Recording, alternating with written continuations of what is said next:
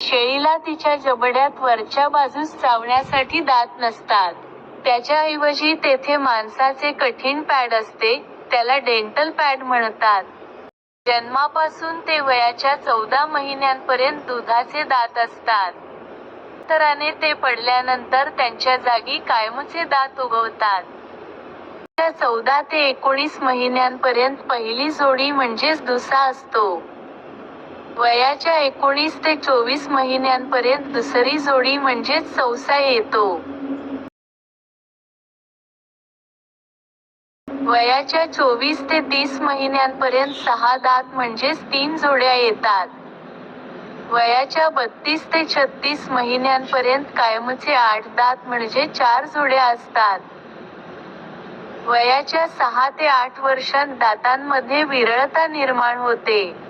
त्यानंतर दात पडण्यास सुरुवात होते.